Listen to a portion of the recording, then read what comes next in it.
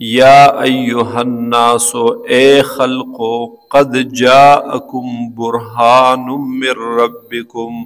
یقینا راغلے دے تاسو تا دلیل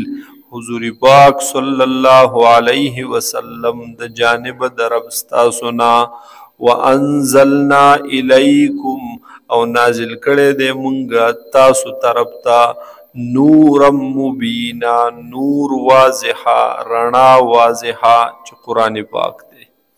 فَأَمَّا الَّذِينَ آمَنُوا بِاللَّهِ پس حق کسان چی ایمان روڑو پا اللہ باندے وَاعْتَصَمُوا بِهِ او مضبوطی ونیولو دین دا اللہ لرا فَسَيُدْخِلُهُمْ پس زرد چی داخل بکی اللہ تعالی دوی لرا فی رحمت منہو پاغ رحمت خپل کے وفضل او پا فضل خپل کے وَيَهْدِيهِمْ إِلَيْهِ صِرَاطًا مُسْتَقِيمًا او بخیدویتا خپل طرف تا لار نیغا